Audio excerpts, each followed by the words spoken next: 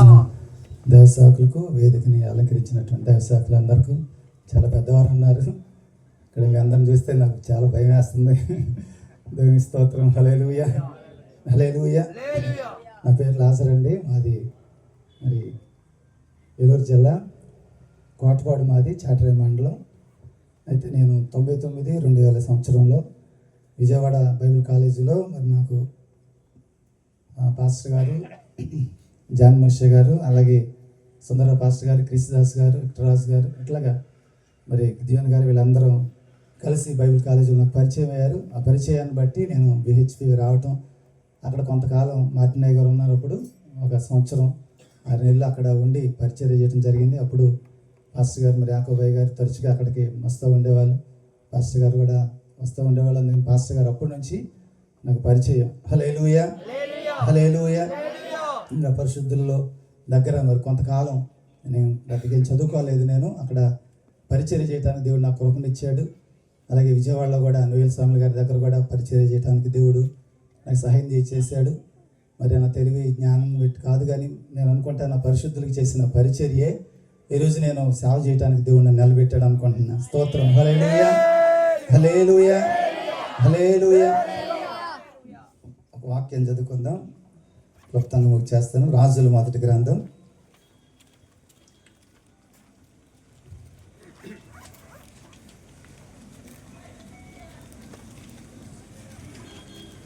11వ అధ్యాయం. రాజుల మొదటి గ్రంథం 11వ అధ్యాయం 38వ వచనాన్ని ఒకసారి చదువుకుందాం. నేను నీకు ఆజ్ఞాపించినదంతయు నీవు విని నా మార్గములను అనుసరించి నడుచుచు నా దృష్టికి అనుకూలమైన దానిని జరిగించుచు నా సేవకుడైన దావీదు చేసినట్లు నా కట్టడలను నా ఆజ్ఞలను గైకొని ఎడల నేను నీకు తోడుగా ఉండి దావీదు కుటుంబమును శాశ్వతముగా నేను స్థిరపరిచినట్లు నిన్నును స్థిరపరిచి ఇశ్రాయేలు వారిని నీకు అప్పగించెదను. ఆమేన్. హల్లెలూయా, హల్లెలూయా, హల్లెలూయా. చూడండి ప్రేమ దేవుని బిడ్డలారా, ఇక్కడ మరి యెరోబాము గురించి ప్రవక్త ద్వారా దేవుడు మాట్లాడుతూ ఉన్నాడు. ఇశ్రాయేలు ప్రజల్ని ఆడటానికి దేవుడు యెరోబాముని అనుకున్నాడు. అయితే ఈ యొక్క యెరోబాము తల్లి వెధవరాలు. అయితే ఆమె చాలా పేద స్థితిలో ఉన్నటువంటి వ్యక్తి. ఆ ఇంటి దగ్గర పనిచేసి మరి యెరోబాముని పెంచి పెద్ద చేసింది. ఆయన ఒక మహా బలాఢ్యుడిగా మారిపోయాడు. చూద్దాం ఒకసారి ఆ వచనాన్ని కూడా, 26వ వచనం అనుకుంటే ఒకసారి చూద్దాం. మరియు సొలొమోను సేవకుడైన యెరోబాము సహరాజు మీదకి లేచెను. ఇతడు జెరోదా సంబంధమైన ఎఫ్రాయిమీయుడైన నెబాతు కుమారుడు. ఇతని తల్లి పేరు జెరోహా, ఆమె విధవరాలు. ఇతడు రాజు మీదకి లేచుటకు హేతువేమనగా సొలొమోను మిల్లో కట్టించి తన తండ్రి అయిన దావీదు పురమునకు కలిగిన బేటలో బాగు చేయుచుండెను. అయితే యెరోబాము ఇతడు మహాబలాఢ్యుడు ఉండగా యవ్వనుడగు ఇతడు పని అందు శ్రద్ధ గలవాడని సొలొమోను తెలుసుకొని యోసేపు సంతతి వారు చేయవలసిన భారమైన పని మీద అతనిని అధికారినిగా నిర్ణయించెను. హల్లెలూయా, హల్లెలూయా. చూడండి, చాలా పేద స్థితిలో ఉన్నటువంటి యెరోబాము తల్లి ఉండగానే తండ్రి లేడు. ఆ పేద స్థితిలోనే మరి తల్లి పెంచి పెద్ద చేసింది. అయితే ఆయన టాపీ మేస్త్రి అంట. ఆయన ఎవరండి? టాపీ మేస్త్రి. చూడండి, సొలొమోను గారు రాజ్య పరిపాలన చేస్తున్నటువంటి ఆ కాలంలో దావీదు పరాలన్నిటి కూడా ఏమైనాయి అంట? బేటలు వచ్చేసినాయి, పగుళ్ళు వచ్చేసినాయి. అటువంటి పరిస్థితుల్లో ఈ టాపీ మేస్త్రి ఆయన అనబడుతున్నటువంటి యెరోబాముని ఆ పని అప్పగించినప్పుడు ఆ పని ఎట్లాగా ఉన్నాడంట? శ్రద్ధ కలిగి చేసేవాడు. ఒక పని అప్పగిస్తే దాని విషయంలో నమ్మకంగా చేసేవాడు. హల్లెలూయా. అందుకని నమ్మకమైన వానికి మెండైన దీవెనలు కలిగితేనని దేవుని వాక్యం చూస్తున్నాం. అందుకని మనం ఏ పని చేసినా నమ్మకంగా మనం చేయాలి. ఆ నమ్మకత్వాన్ని ఎవరు చూశారంటే దేవుడు చూశాడు. అలాగే సొలొమోను గారు కూడా చూశారు. స్తోత్రం. హల్లెలూయా. చూసి యోసేపు సంతతి వారి మీద ఏం పెట్టాడంట? ఆయన అధికారినిగా పెట్టాడంట. చూడండి అక్కడ మాట ఉంటుంది, యేసోపు భారమైన పని మీద అతనిని అధికారినిగా నిర్ణయించను. హల్లెలూయా. ఎందుకని? తనకు అప్పగించినటువంటి పని నమ్మకంగా చేస్తున్నప్పుడు ఇంకా ప్రమోషన్ వచ్చేస్తుంది అనమాట ఆయనకి. హల్లెలూయా. కానిస్టేబుల్ నమ్మకంగా పనిచేస్తే ఎస్ఐ అవుతాడు, ఎస్ఐ నమ్మకంగా పనిచేస్తే సిఏ అవుతాడు, తర్వాత ఆయన నమ్మకంగా పనిచేస్తే ఇంకా డిఎస్పి అవుతాడు. ఎట్లాగా ప్రతి పనిలో నమ్మకత్వం కలిగి మనం పనిచేస్తున్నప్పుడు దేవుడు కూడా మనల్ని కూడా ఏం చేస్తుంటాడు చెప్పండి, అభివృద్ధి చెందిస్తూ ఉంటాడు. హల్లెలూయా. అలాగే యెరోబాము చక్కగా మరి నమ్మకంగా పనిచేస్తున్నప్పుడు దేవుడు చూశాడేమో. దేవుడు చూసి ఏం చేశాడంటే, ఒకరోజు ఆయన పొలంలో ఒంటరిగా నడుచుకుంటూ వెళ్తుంటున్నప్పుడు దేవుడు ఒక ప్రవక్తతో దేవుడు మాట్లాడాడు. అహియా అనే ప్రవక్త ద్వారా మాట్లాడాడు. ఏంటనంటే చూడండి, మరి నా జనులు నన్ను విసర్జించి ఉన్నారు. ఆ మాట చదువుదాం ఒకసారి. చూడండి ఒకసారి 29 నుంచి చదువుదాం ఒకసారి. అంతటి యెరోబాము యెరూషలేములో నుండి బయలువెళ్ళిపోగా షిలోనీయుడును ప్రవక్తయగు అహియా అతని మార్గమందు కనుగొనెను. అహియా కొత్త వస్త్రము ధరించుకొని ఉండెను. వారిద్దరు తప్ప పొలములో మరి ఎవరునూ లేకపోయాను. అంతటా అహియా తాను ధరించుకొని ఉన్న క్రొత్త వస్త్రమును పట్టుకొని 12 తునకలుగా చింపి యెరోబాముతో ఇట్లనెను, ఈ 10 తునకలు నీవు తీసుకొనుము.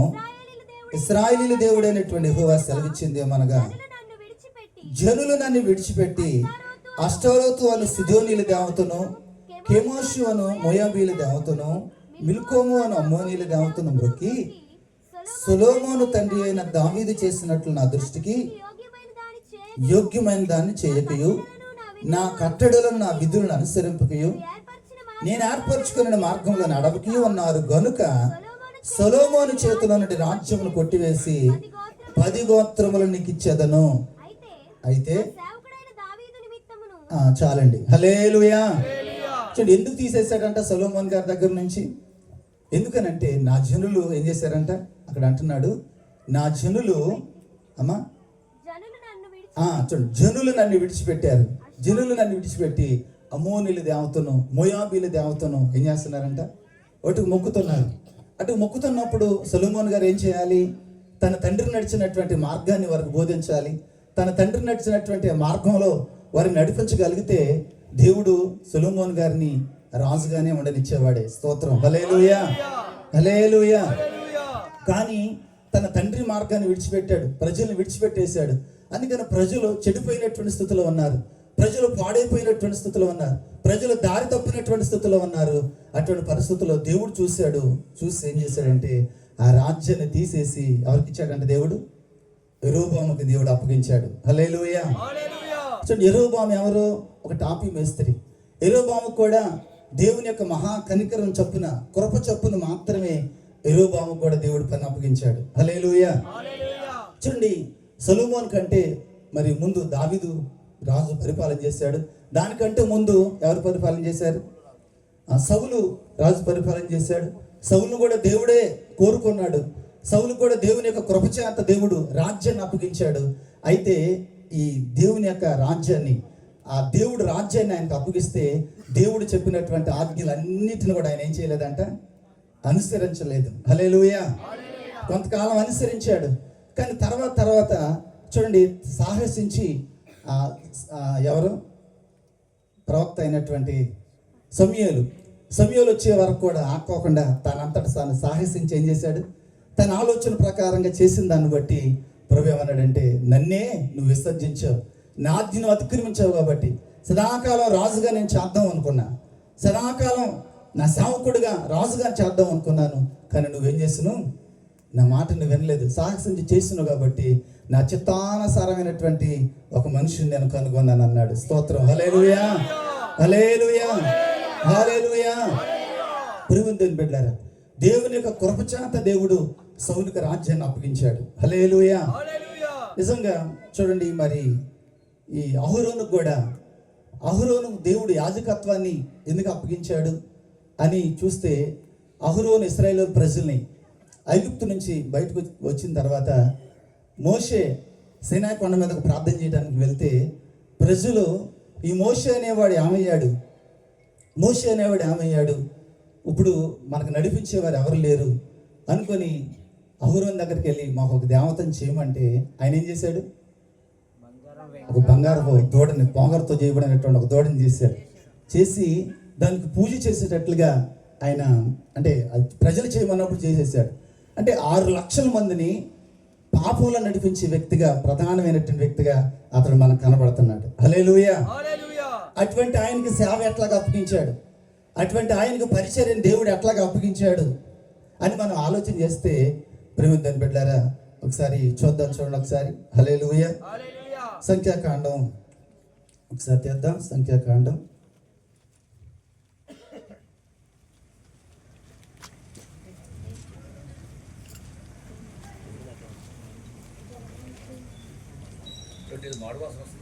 18వ అధ్యాయం, సంఖ్యాకాండం 18వ అధ్యాయం 7వ వచనం. సంఖ్యాకాండం 18వ అధ్యాయం 7వ వచనం. కాబట్టి నీవును నీ కుమారులను బలిపీఠపు పనులన్నిటి విషయంలోను అడ్డతెర లోపల దాని విషయంలోను యాజకత్వము జరుపుచు సేవ చేయవలెను. దయచేతనే మీ యాజకత్వ సేవ నేను మీకిచ్చి ఉన్నాను.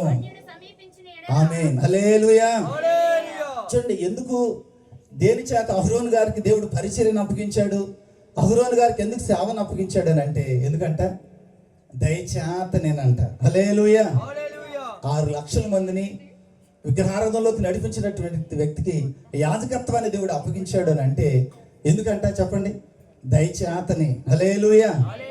మా అందరికి దేవుని పరిచర్యని, సేవకులమైనటువంటి మాకు దేవుడు పరిచర్యను అప్పగించాడంటే ఎందుకంటే చెప్పండి, దేవుని యొక్క దయచేతనే, దేవుని కృపచేతనే. అంతేగాని మేమేదో జ్ఞానవంతులం అని కాదు, తెలివి కలిగినటువంటి వాళ్ళం అని కాదు, కానీ దేవుడు దయచేతనే దేవుడు ఈ పరిచర్య దేవుడు మాకు అప్పగించాడు. హల్లెలూయా. హల్లెలూయా. అందుకని రోమిలు రాసిన పత్రికలో ఒక మాట ఉంటుంది, చూద్దాం ఒకసారి. రోమిలు రాసినటువంటి పత్రిక 2వ అధ్యాయం 4వ వచనం అనుకుంటా. ఒకసారి రోమిలు రాసిన పత్రిక 2వ అధ్యాయం 4వ వచనంలో, దేవుని అనుగ్రహము మారు మనసు పొందుటకు నిన్ను ప్రేరేపించుచున్నదని ఎరుగక ఆయన అనుగ్రహైశ్వర్యమును సహనమును దీర్ఘశాంతమును తృణీకరించుదువా, నీ కాఠిన్యమును మార్పు పొందని హృదయమును అనుసరించి ఉగ్రత దినమందు అనగా దేవుని న్యాయమైన తీర్పు బయలుపరచబడి దినమందు నీకు నీవే ఉగ్రతను సమకూర్చుకొనిచున్నావు. హల్లెలూయా. చూడండి, దేవుని యొక్క అనుగ్రహం మారు మనసు పొందటానికి దేవుడు ప్రేరేపించుచున్నదంట. ఏం చేస్తుంది? ప్రేరేపిస్తుంది. సేవకుల్ని ప్రేరేపిస్తుంది, విశ్వాసులు కూడా ఏం చేస్తుందంట? ప్రేరేపిస్తుంది. అందుకనే దేవుని యొక్క అనుగ్రహం అహరోను గారి దగ్గరికి వెళ్ళింది. అహరోను గారు ఏం చేశారు? తన దోషాలన్నింటిని ఒప్పుకొని ప్రభు సందులో ప్రార్థన చేశారు. అందుకని దేవుని దయచేతనే దేవుడు పరిచర్యను అప్పగించాడు. హల్లెలూయా. దేవుని అనుగ్రహం సౌలు దగ్గరికి వెళ్ళింది, కానీ సౌలు దేవుని సందులో పశ్చాత్తాపడలేదు. అందుకని రాజ్యం అతని చేతుల్లోనే తీసి ఎవరికి ఇచ్చాడు? దేవుడు దావీదు గారికి ఇచ్చాడు. స్తోత్రం. హల్లెలూయా. హల్లెలూయా.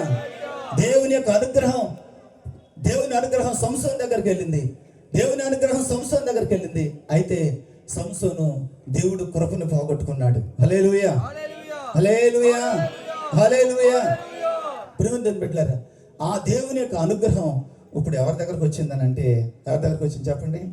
దావీదు కూడా పాపం చేశాడు, అయినప్పుడు కూడా దేవుని యొక్క అనుగ్రహం అతని మీదకి వస్తే ఆయన ప్రభు సందులో ఏం చేశాడంట? పశ్చాత్తాపడ్డాడు, మార్పు చెందాడు, ప్రభు సందులు సరి చేసుకున్నాడు. అందుకని దేవుడు తనకు రాజ్యాన్ని అప్పగించాడు. స్తోత్రం చెబుదాం. హల్లెలూయా. హల్లెలూయా. అందుకని మరొకసారి చూద్దాం, యెరోబాము ఏం చేశాడంటే చూద్దాం. దేవుడు తన కనికరం చొప్పుననే ఆయనకు పని అప్పగించాడంట. ఎందుకు అప్పగించాడండి? కనికరం చొప్పునే దేవుడు పని అప్పగించాడు. ఈ అహియా, ఈ ప్రవక్త దేవుని ఆత్మచేత నింపబడి జరగబోయేదాన్ని ముందే గ్రహించి దేవుని ఆత్మ పూర్ణుడై వచ్చి ఏం చేశాడంటే, ఒంటరిగా పొలంలో ఉన్నారు, ఎవ్వరూ లేరు. అటువంటి పరిస్థితుల్లో కొత్త వస్త్రం ఒకటి తీసుకొచ్చి 10 గొడ్డు ముక్కలు తుణుకలుగా చేసి వాటిని ఎవరి చేతిలో పెట్టాడంట? చెప్పండి, ఎవరి చేతిలో పెట్టాడండి? యెరోబాము చేతిలో పెట్టాడు. యెరోబాము చేతిలో పెట్టి చెప్పాడు అనమాట, ఇవి ఇశ్రాయేలీయులు 10 గోత్రాలు నీ చేతికి ప్రభు అప్పగించమన్నాడు. ఎందుకంటే ప్రజలు నన్ను విడిచిపెట్టున్నారు, ప్రజలు అష్టరోధి దేవతని, అమ్మోనుల దేవతని పూజిస్తున్నారు. అందుకనే ఈ యొక్క పరిచర్యని, ఈ రాజ్యాన్ని ప్రభు నీకు అప్పగించమన్నాడని ఆయనతో చెబుతూ ఈ మాట అంటున్నాడు. ఏమంటున్నాడంటే ఒకసారి చూడండి, ఒకసారి 38వ వచనం. నేను నీకు ఆజ్ఞాపించినదంతయు నీవు విని నా మార్గములను అనుసరించి నడుచుచు నా దృష్టికి అనుకూలమైన దానిని జరిగించుచు నా సేవకుడైన దావీదు చేసినట్లు నా కట్టడలను నా ఆజ్ఞలను గైకొని ఎడల నేను నీకు తోడుగా ఉంటాను. స్తోత్రం, హల్లెలూయా. ప్రియమైన దేవుని బిడ్డలారా, ఈ 2025 సంవత్సరంలో ప్రభు మనకి ఆజ్ఞాపించినదంతా కూడా మనం చేయాలి. ఏం చేయాలండి? ప్రభు మనకు ఆజ్ఞాపించిందంతా కూడా మనం చేయాలి. హల్లెలూయా. 2024లో దేవుని సన్నిధిలో ఒక తీర్మానం చేసుకున్నాం. ప్రార్థన చేస్తామని, వాక్యం చదువుతామని, నమ్మకంగా మందిరానికి వస్తామని, నమ్మకంగా అయ్యా దర్శన భాగం ఇస్తామని, ఇట్లాగా ప్రభు సన్నిధిలో ఒక తీర్మానం చేసుకున్నాం. కానీ అవి కొంతవరకే నెరవేర్చబడ్డాయి మన జీవితంలో. హల్లెలూయా. కానీ ఈ సంవత్సరం ప్రభు మనకు ఆజ్ఞాపించింది అంతా కూడా మనం చేయటానికి ప్రభు మనం ఇష్టపడాలి. స్తోత్రం, హల్లెలూయా, హల్లెలూయా. చూడండి, ఇక్కడ యెరోబాముతో ప్రభు చెబుతున్నాడు. యెరోబాముతో ఏం చెబుతున్నాడు అంటే, నేను నీకు ఆజ్ఞాపించిందంతా కూడా నువ్వు చేస్తే దావీదుని కుటుంబాన్ని స్థిరపరిచినట్లుగా, దావీదు యొక్క రాజ్యాన్ని స్థిరపరిచినట్లుగా, ఆయనకు తోడుగా ఉన్నట్లుగా నేను కూడా నీకు తోడుగా ఉంటాను. హల్లెలూయా, హల్లెలూయా. అందుకనే మన జీవితంలో చూడండి, మన దేనికి కూడా భయపడాల్సిన పని లేదు. ఎప్పుడు అంటే దేవుడు మనకు ఆజ్ఞాపించింది అంతా కూడా మనం చేస్తున్నప్పుడు. హల్లెలూయా. నా సేవ జీవితంలో కూడా ఎన్నో పరిస్థితులు, ఎన్నో ఆటంకాలు, ఎన్నో గలిబిలులు వచ్చినాయి. అయితే ప్రభు సన్నిధానంలో ఒకటే చెబుతూ ఉండేవారు దేవసేవకులు. ఏంటనంటే ప్రభుత్వమైన నమ్మకంగా మనం ఉండాలి. ప్రభుత్వం నమ్మకంగా ఉండాలి. వాక్యానుసారంగా మనం బ్రతికినప్పుడు ఏది కూడా మనల్ని కదల్చలేదు. హల్లెలూయా, హల్లెలూయా, హల్లెలూయా. అందుకనే ప్రేమను దేవుని బిడ్డలారా, మనం ఒకటే, ప్రభు ఈ సంవత్సరం మనకు ఆజ్ఞాపించింది అంతా కూడా మనం ఏం చేయాలి? చేస్తే ప్రభు మనకి ఎట్లా ఉంటాడు చెప్పండి?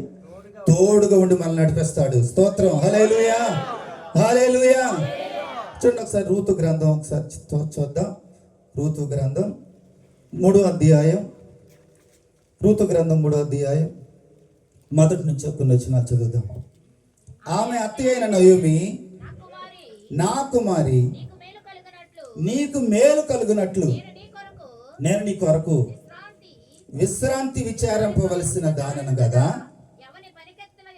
యవన పనికత్తుల యొద్ద నీవు ఉంటువో, ఆ బోయాజు మనకు బంధువుడు.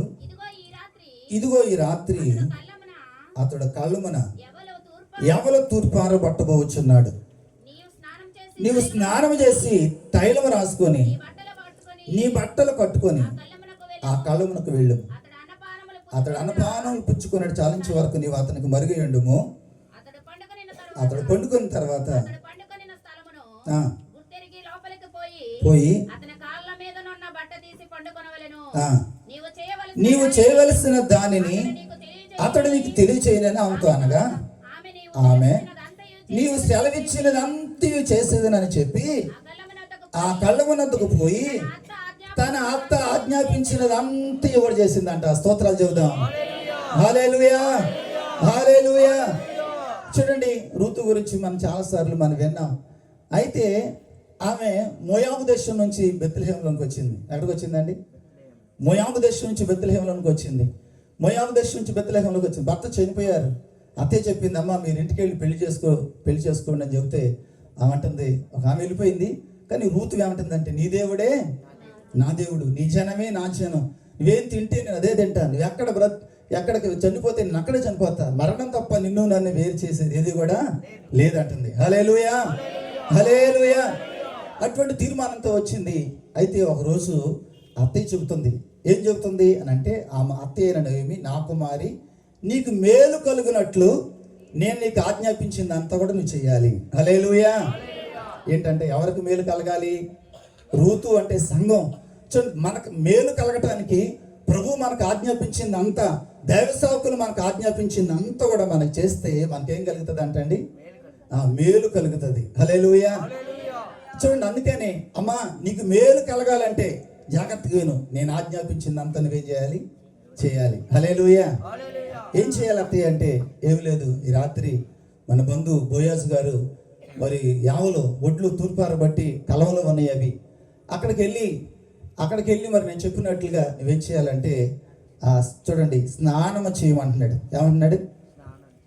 ఇదిగో ఈ రాత్రి అతడు కళ్ళమున యావల తూర్పారబట్టబోచున్నాడు, నీవు స్నానము చేసి తైలము రాసుకొని నీ బట్టలు కట్టుకోవాలి. హల్లెలూయా, హల్లెలూయా.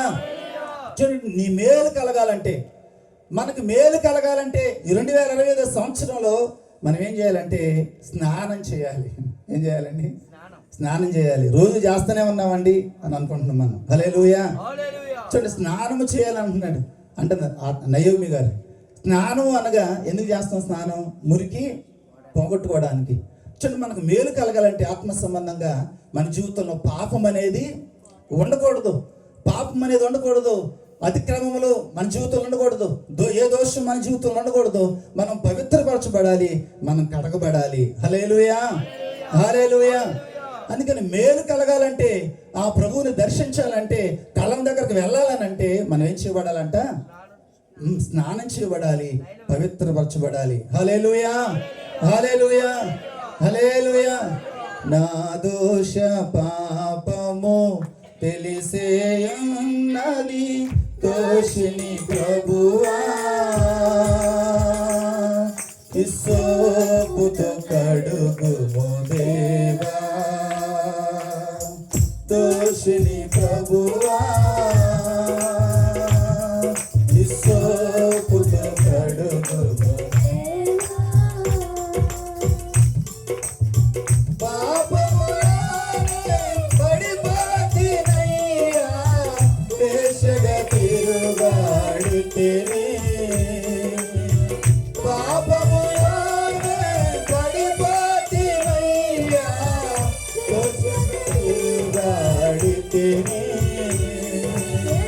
మరణ జ్యేష్ఠుడై భక్షించెదను, విడుదల కరువై నదయ్యా. మరణ జ్యేష్ఠుడు భక్షించెదను, విడుదల కరువై నదయ్యా. నాకు విడుదల కరువై నదయ్యా, నాకు విడుదల కరువై నదయ్యా. ఆమేన్, హల్లెలూయా. చూడండి, ఆ శరణం ఏముంటుందంటే, పాపంలోనే పడిపోతున్నాయ్యా వేశ్యగా తిరిగాడితని మరణజ్యేష్ఠుడు భక్షించే నన్ను. అంటే మరణజ్యేష్ఠుడు ఎప్పుడు మనల్ని భక్షిస్తాడంటే, ఒక వ్యక్తిలో పాపం, అన్యాయం, అక్రమం, చెడుతనం, ఇవి చెడ్డ లక్షణాలు ఏ వ్యక్తులు అయితే ఉంటాయో, ఏ వ్యక్తిలో పాపం ఉంటుందో, ఏ వ్యక్తిలో అవిధేయత ఉంటుందో, ఏ వ్యక్తి తన దోషాలు కడగబడవో, ఆ వ్యక్తి మీద మరణజ్యేష్ఠుడు ఏం చేస్తాడంట? భక్షించడానికి ఉంటాడు, నష్టపరచడానికి చూస్తుంటాడు, ప్రమాదంలో పడవేయడానికి చూస్తుంటాడు. అందుకని మనం ఎందుకు స్నానం చేయాలంటే మనకు మేలు కలగాలి. హల్లెలూయా, హల్లెలూయా. అందుకని నయోమి గారు రూతుతో అంటుంది, నా కుమారి నేను చెప్పింది అంతా కూడా నువ్వు జాగ్రత్తగా విను, జాగ్రత్త చేయాలి. విని జాగ్రత్తగా విను, మతి మరుపు ఏది మర్చిపోకూడదు. నువ్వు చాలా జాగ్రత్తగా వినాలి. అతయ్య చెప్పండి అంటే, మొదట ఏం చేయాలంటే అండి, స్నానం చేయాలంట. ఎందుకు? మరణ జ్యేష్ఠుడు. చూడండి, శత్రువు మన మీద దాడి చేయకుండా ఉండాలంటే మనలో ఏ పాపం కూడా ఈ సంవత్సరం ఉండటానికి వీల్లేదు. హల్లెలూయా. నమ్మకంగా ఉండాలి. వాక్యానుసారంగా మనం బ్రతుకుతుంటున్నప్పుడు చూడండి, దేవుడు అన్నాడు, దావీదుకు తోడుగా ఉన్నట్లుగా నేను కూడా నీకు తోడుగా ఉంటాను. హల్లెలూయా, హల్లెలూయా. అందుకని చూడండి, మొదట ఏం చేయాలంటే అండి, స్నానం చేయబడాలి. ఏం చేయబడాలి? స్నానం చేయబడాలి, కడగబడాలి. ఏ విషయంలో స్నానం చేయబడాలి అంటే, నోటి మాటల విషయంలో స్నానం, చూడండి, కడగబడాలి. ప్రవర్తన విషయంలో కడగబడాలి, చేతల విషయంలో కడగబడాలి, నీ ఆలోచన విషయంలో కడగబడాలి. ఇలాగ ప్రతి విషయంలో కూడా తల నుండి పాదముల వరకు కూడా నువ్వు కడగబడితే నీకేం కలుగుతుంది అంటే నీకు మేలు కలుగుతుంది. హల్లెలూయా, హల్లెలూయా. రెండోది ఏంటంటే అండి, తైలం రాసుకోవాలంట. హల్లెలూయా. చూడండి, పరిశుద్ధాత్మ అభిషేకాన్ని పొందాలి, దేవుని అభిషేకాన్ని పొందాలి, దేవుని ఆత్మ చేత నింపబడాలి. దేవుని ఆత్మ నడిపించినట్టుగా నడుస్తుంటున్నప్పుడు ప్రేమిందని బట్టి నీకేం కలుగుతుంది అంటే నీకు మేలు కలుగుతుంది. హల్లెలూయా, హల్లెలూయా.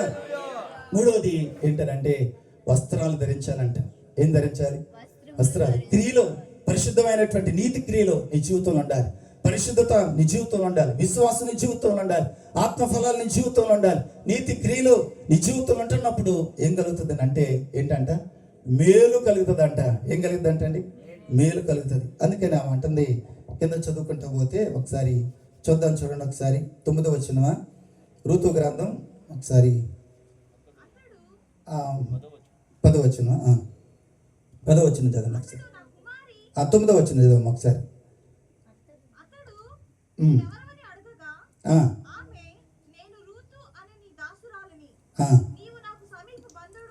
చూడండి, అతడు నీవెవరవని అడగగా ఆమె, నేను రూతు అను నీ దాసురాలను, నీవు నాకు సమీప బంధువుడవు గనుక నీ దాసురాల మీద నీ కొంగు కప్పమనగా అతడు, నా కుమారి, యెహోవా చేత నీవు దీవెన నొందిన దానవు, కొద్దివారే గాని గొప్పవారిని గాని యవనస్తుల్ని వెంబడింపక ఉండుట వలన నీ మునుపటి సత్ప్రవర్తన కంటే వెనకటి సత్ప్రవర్తన మరిక్కువైంది. కాబట్టి నా కుమారి, భయపడకుము, నీవు చెప్పిందంతయు నీకు చేసేదను, నీవు యోగ్యురాలవని నా జనులందరూ ఎరుగుదురు. హల్లెలూయా, హల్లెలూయా, హల్లెలూయా. చూడండి, ఇక్కడ మధ్యరాత్రి వేళ నయోమి చెప్పినట్లుగా నీ వెళ్ళి కళ్ళం దగ్గర పడుకున్నటువంటి బోయాజు కాళ్ళ దగ్గర దుప్పటి తీసి అరలాగా పడుకుందంట. మధ్యరాత్రులు ఒక్కసారి చూసి ఉలుక్కుబడిసారు. ఎవరు వేయనంటే, అయ్యా నీ దాసురాలైనటువంటి రూతు, నేను నీ దాసురైనటువంటి రూతుని నీ కొంగు నా మీద కప్పమనంటే, అట్లా కాదు, మరి పెద్దలు ఉన్నారు, పెద్దలు మన ఇద్దరిని కలపాలి, పెద్దలు మధ్య మనం వివాహం చేసుకోవాలి అని చెప్పి ఆయన అంటున్నాడు, నా కుమారి, మరి నువ్వు యెహోవా చేత ఏంటంట దీవెన నొందిన దానవు. హల్లెలూయా. చూడండి, మనం ప్రభు చెప్పిందంతా కూడా మనం చేస్తే ప్రభు మనకిచ్చే ఆశీర్వాదం ఏంటంటే, యెహోవా చేత మనం అందరం ఎవరంట దీవెన నొందిన వారము. హల్లెలూయా.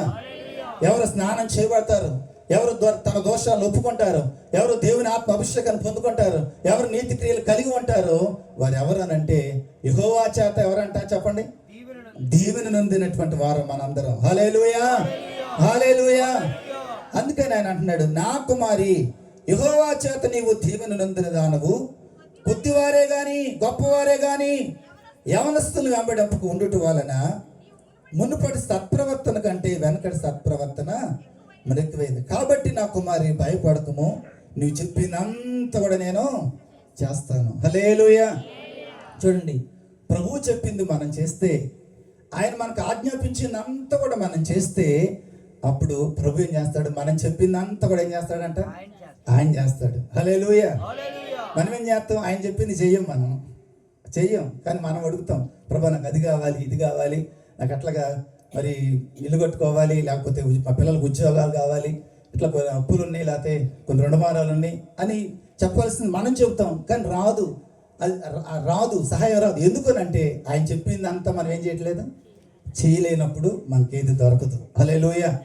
అందుకే ఈ సంవత్సరం మనం ఏం చేయాలంటే, ఆయన చెప్పిందంతా కూడా మనం ఏం చేయాలి, చేసే వరకు మనం ఉంటే మనం చెప్పిందంతా కూడా ప్రభు ఏం చేస్తాడు. ఆయన అంటున్నాడు, నా కుమారి, నువ్వు భయపడద్దు, అమ్మ, నువ్వు యోగ్యురాలు, నా ప్రజలందరూ కూడా ఎరుగుదురు, నా ప్రజలందరూ ఎరుగుదురు. కాబట్టి చూడు, నువ్వు చెప్పిందంతా కూడా నేను చేస్తాను. స్తోత్రం. హల్లెలూయా, హల్లెలూయా. చూడండి, ఇప్పుడు అక్కడో మోయాబు దేశం నుంచి విగ్రహారాధకురాలుగా ఉన్నటువంటి ఆమె ప్రభువును కోరుకొని ప్రభు సన్నిధిలో బ్రతకాలని ప్రభు మీద ఆశపడి ఆయన మీద ఆధారపడి బెత్లెహేంలోనికి వచ్చి చాలా భర్త చనిపోయినప్పుడు కూడా పరిశుద్ధంగా బ్రతికి, ఎక్కడ యవనస్తుల్ని వెంబడించుకోకుండా, లోకాశల్ని వెంబడించకుండా పరిశుద్ధంగా బ్రతికిన దాన్ని బట్టి దేవుడు ఆమె మూడు బారిపోయినటువంటి జీవితాన్ని చిగురింపజేశాడు. స్తోత్రం చెబుదాం. హల్లెలూయా. మూడు బారిన జీవితాలను చిగురింపచేయగలవు నీవు, మూడు బారిన జీవితాలను చిగురింపచేయగలవు నీవు, మారా